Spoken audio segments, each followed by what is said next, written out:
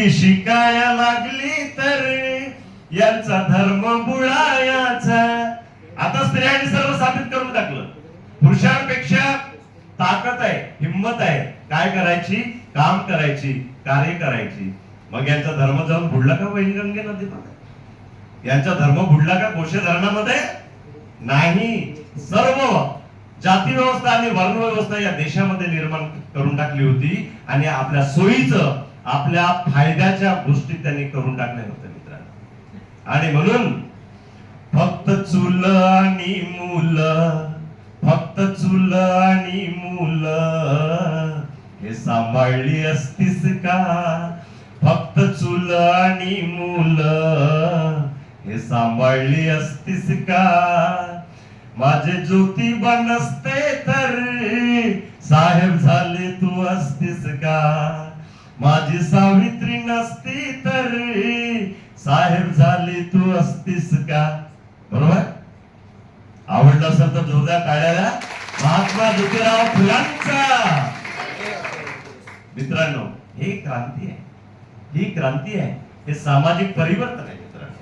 आणि म्हणून त्या काळामध्ये या देशातली पहिली मुख्याध्यापिका आणि पहिली शिक्षिका, या देशातली पहिली लेखिका, या देशातली पहिली कवयित्री आणि या देशामधली पहिली साहित्यिक माझी सावित्री आई फुले. समजलं? काऊबाई फुले हा त्यांचा पहिला कविता संग्रह आहे 1854 चा. आणि त्यांचे जे गुरु होते महात्मा ज्योतिराव फुले, या ज्योतिबा फुल्यांना सावित्रीबाई फुलेंनी तो ग्रंथच काय करून टाकला? अर्पण करून टाकला मित्रांनो, अर्पण करून टाकला.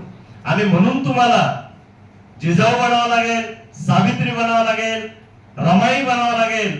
तोपर्यंत या देशाचं काही नाही आहे, या समाजाचं उत्थान होणार नाही. आणि म्हणून आपण आपल्या भजनामध्ये लिहिलेलं आहे, वालदेव सरांनी तुम्हाला सांगितलं, प्रबोधनकार आहेत, कवी आहेत, गायक आहेत, लेखक आहेत. समजलं? आणि म्हणून बाहेर पण पडलो मित्रांनो. फुल टाइम आहे, मी निवृत्त झालो 2022 ला. फुल टाइम समाजासाठी आहे. बन सावित्री, बन सावित्री, जिने कष्टिल कित्येक दिवसाला, जिने कष्टिल कित्येक दिवसाला, आणि जागिल शिकविण्या रात्री. बन सावित्री, बन सावित्री, बन सावित्री, बन सावित्री. अरे जननी आहे विद्येची ही खरी खुरी, वाहिले ओझे शिक्षणाचे जिनेउरी. पहिली स्त्री शिक्षिका देशाची, गेले तिनेच आम्हा पावित्री. बन सावित्री, बन सावित्री, बन सावित्री, बन सावित्री. म्हणून मित्रांनो आपल्याला हे करावं लागेल. म्हणून महापुरुष आणि संत याच्यापेक्षा कोणी मोठं नाही, याच्यापेक्षा कोणी मोठं नाही. म्हणून फुल्यांची शाळा काढली तुमच्यासाठी. आणि त्याच्यामध्ये ज्या 6 विद्यार्थिनी पहिल्या होत्या, त्या 6 विद्यार्थिनीमध्ये 4 ब्राह्मण लोकांच्या मुली होत्या, एक धनगरांची मुलगी होती आणि एक मातंगाची मुलगी होती. आणि ती फुलांची पहिली विद्यार्थिनी. किती विरोध झाला हे वाचून घ्या. तुम्हाला शिकलेले आहात तुम्ही, वाचता येतं सर्व काही, तुम्हाला सांगण्याची खूप काही गरज नाही. परंतु जो विरोध झाला मित्रांनो, जो विरोध झाला फुल्यांना, नाही नाही नाही, हे धर्म बुडायचं आहे, हे धर्मग्रंथ बुडायचं आहे, हे रूढी परंपरांच्या विरोधात आहे, हे समाजाच्या विरोधात आहे.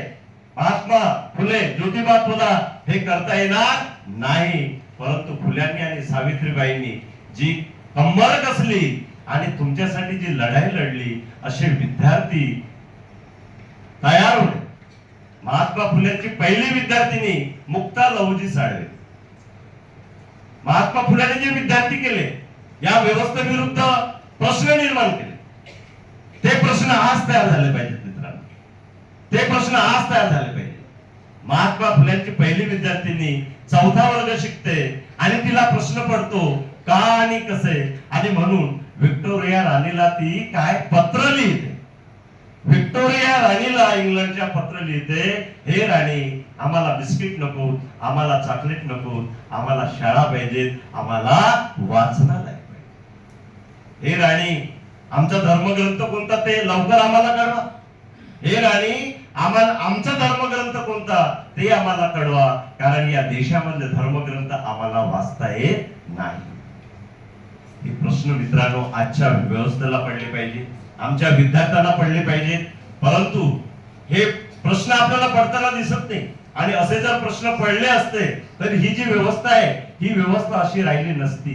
त्या काळामध्ये गाडगे महाराजांनी शाळा काढल्या, कर्मवीर भाऊराव पाटलांनी शाळा काढल्या, त्यांनी तर प्रतिज्ञा घेतली होती. आताच मी तुम्हाला सांगितलं, माझ्या दाढीला जेवढे केस आहेत तेवढे बहुजनांचे पोरं, SC ST चे पोरं मोठे मोठे अधिकारी करेन, तेव्हाच मी आपली दाढी साफ करेन आणि पायामध्ये चप्पल घालीन, तोपर्यंत घालणार नाही, अशी प्रतिज्ञा घेणारे पंजाबराव देशमुख यांनी शाळा काढल्या.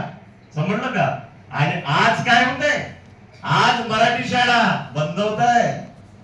आज मराठी शाळा बंद होत आहे. मराठी शाळेमधून जो शिक्षण घेतलेला विद्यार्थी आहे, असंख्य विद्यार्थी या ठिकाणी मराठी शाळेमधून आले असतील मित्रांनो, तो आज IAS होते, IPS होते, MPSC ट्रॅक करते, UPSC ट्रॅक करते. मला नाही वाटत म्हणजे कॉन्व्हेंटच्या विद्यार्थ्यांपेक्षा मराठी शाळेमध्ये शिकणारे जे विद्यार्थी आहेत त्याचा टक्का काय आहे, जास्त आहे.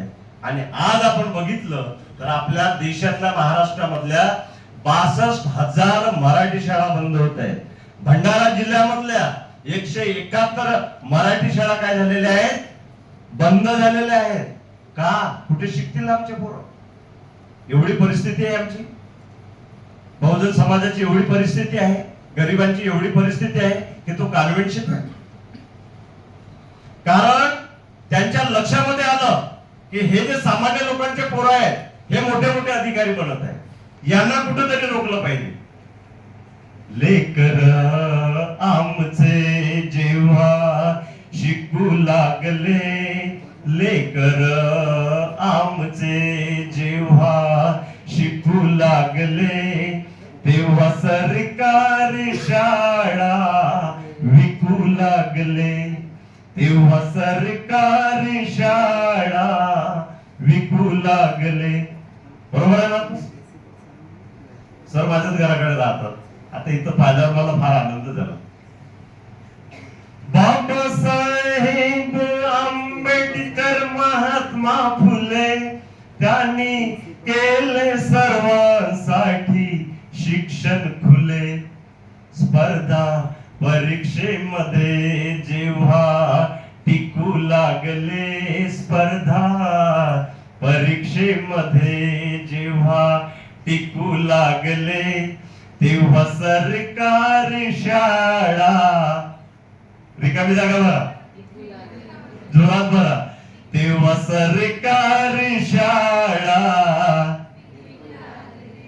लेकर आमचे जेव्हा शिकू लागले, तेव्हा सरकारी शाळा विकू लागले. म्हणून मित्रांनो ही व्यवस्था आम्हाला समजून घ्यावी लागेल, ही व्यवस्था आम्हाला समजून घ्यावी लागेल.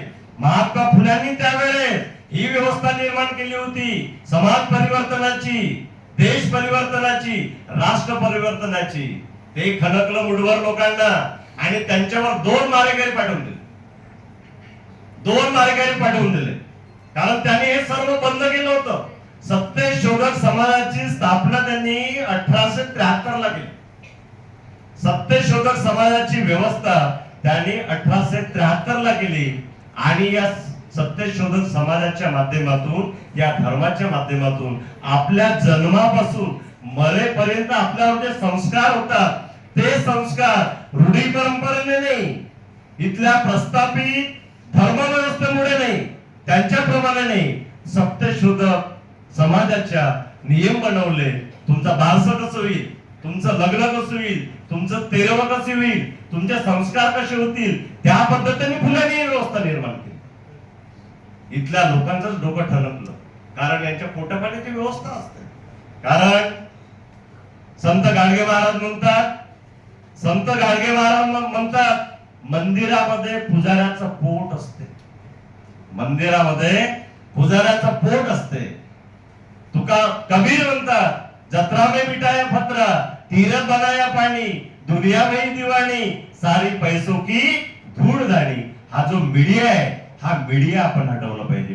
डायरेक्ट जाऊन भेटा तुम्ही त्याला, देवाला भेटायचं आहे ना, डायरेक्ट जाऊन भेटा, मीडिया काढा त्या ठिकाणी. आणि म्हणून या मीडिया हटवण्यासाठी देव पाहायचे गेलो, देव होऊन आलो, संत तुकाराम महाराज म्हणतात. कुठेच नाही दिसला मला, कुठेच नाही दिसला. भाविकाच्या मेळ्यात दिसला हरी. राष्ट्रसंत तुकडोजी महाराज ज्यांनी माणसामध्ये देव शोधला, गाडगे महाराजांनी माणसामध्ये देव शोधला. भाविकाच्या मेळ्यात दिसला हरी, धावणीया सगळ्यांचे कामे करी, धावणीया सगळ्यांचे कामे करी. जो चटई उचलतो, खुर्च्या लावतो सार्वजनिक कार्यक्रमामध्ये, भाविकाच्या मेळ्यात दिसला हरी. तिथे तुकडोजी महाराजांना देव दिसला, तिथे तुकडोजी महाराजांना देव दिसला. आणि म्हणून सत्यशोधक समाज या माध्यमातून पुण्याने एक व्यवस्था निर्माण केली.